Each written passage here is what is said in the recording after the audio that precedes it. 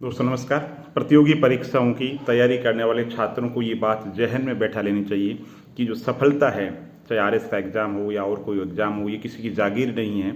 ये डेमोक्रेसी के अंदर जो योग्यता है, जो व्यक्ति पढ़ेगा, जो समझेगा, जो गुणेगा, जो चिंतन करेगा, जो मनन करेगा, जो लिख लिख करके अभ्यास करके ज़्यादा से ज़्यादा पेज भरेगा, निश्चित रूप से टॉप रैंक उसकी ही आएगी।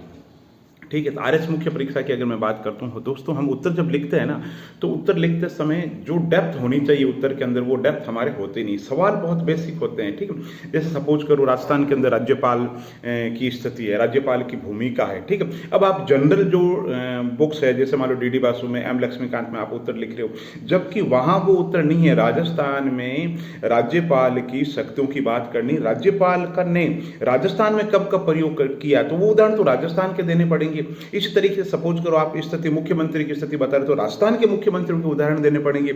मुख्य सचिव की स्थिति है तो उसमें आप राजस्थान के मुख्य सचिव के नाम डालोगे तो उससे उत्तर के अंतर्गत आपकी डेप्थ आएगी, गहराई आएगी। ठीक है। इसी तरीके से जैसे आप समाजशास्त्र के अंदर उत्तर लिख रहे हैं, ठीक है, तो समाजशास्त्र के जब उत्तर लिखें तो समाजशास्त्र की भाषा के अंदर उत्तर लिखना चाहिए। जैसे कि बाल विवाह है, बाल विवाह सामान्य समस्या है, इधर भी है, गरीबी सामाजिक समस्या भी है, आर्थिक समस्या भी है, लेकिन जब अर्थशास्त्र में इसका उत्तर लिखेंगे तो आंकड़ों की बात होगी और समाजशास्त्र के अंदर समाजशास्त्री जो विश्लेषण है उसकी बात होगी। ठीक। राजनीति विज्ञान की अगर बात करें, अगर कोई टॉपिक राजनीति विज्ञान में पूछा जाए और वो टॉपिक लोक प्रशासन के अंदर हो, तो लोक प्रशासन के अंदर व्यवहारिक अनुप्रयोग जो है उन पे ज्यादा जोर दिया जाएगा। तो आप जब उत्तर लिख लिख करके बहुत ज्यादा अभ्यास करोगे ना, आपको खुद को पता लग जाएगा कि उत्तर कैसे लिखना है। आपको यह भी पता लग जाएगा कि जो आपने मटेरियल याद कर रखा है उसको आप 5 लाइन में समेट पा रहे हो, 7 लाइन में समेट पा रहे हो। आपने मुख्यमंत्री की स्थिति पढ़ रखी है, ठीक है, लेकिन कहीं ऐसा नहीं हो उसको लिखने में आपको 2 पेज चाहिए। ठीक है। या कहीं ऐसा नहीं हो कि आपने बहुत ज्यादा पढ़ रखा हो, 5-5 पेज का मटेरियल पढ़ रखा हो, बिल्कुल वहां पे 5 लाइन में लिखना आपके लिए बहुत भारी हो जाए, है ना। जैसे सपोज करो वित्त आयोग है, वित्त आयोग में आपने दुनिया भर की जानकारी पढ़ रखी है, ठीक है, अब वो 15 शब्द में वित्त आयोग के कार्य पूछ रहे हैं, तो संक्षेपण करना ये अपने आप में कला है। ठीक है। तो ये कला कैसे आएगी, जैसे मैं बार बार कहता हूं, ये जो कला आएगी ये आपके अभ्यास से आएगी, बिल्कुल। ठीक। इसी तरीके से दोस्तों आरएस की मुख्य परीक्षा में जो विधि वाला जो पोर्शन है, और विधि वाला पोर्शन में आप देखो लोगों के नंबर आते ही नहीं है, बिल्कुल नंबर नहीं आते। क्यों नहीं आते? जब तक कानून की भाषा के अंदर, जैसे सूचना का अधिकार है, आपसे सिंपल पूछे तो हम बहुत सी बकवास कर सकते हैं, बहुत सी बातें कर सकते हैं, लेकिन सूचना के अधिकार में सूचना का मतलब क्या है, अपीली अधिकारी का मतलब क्या है, तो जो एक्ट के अंदर है वो भाषा याद करनी पड़ेगी।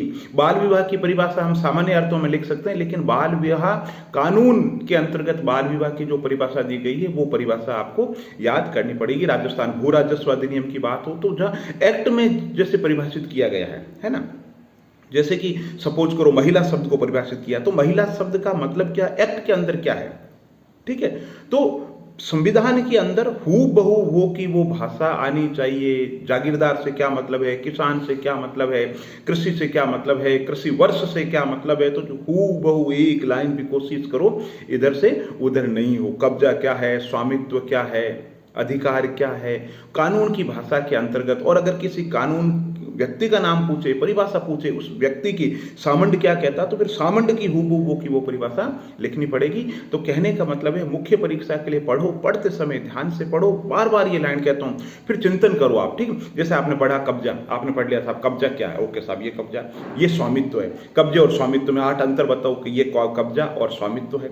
ठीक है। फिर कब्जा और स्वामित्व में सह संबंध क्या है, आपस के अंदर क्या संबंध है, क्या दोनों एक दूसरे पे आश्रित है, क्या एक दूसरे के पूरक है, क्या एक दूसरे के विरोधी है। तो इस तरीके से आप अच्छे तरीके से उनको तैयार करो। बहुत बहुत धन्यवाद।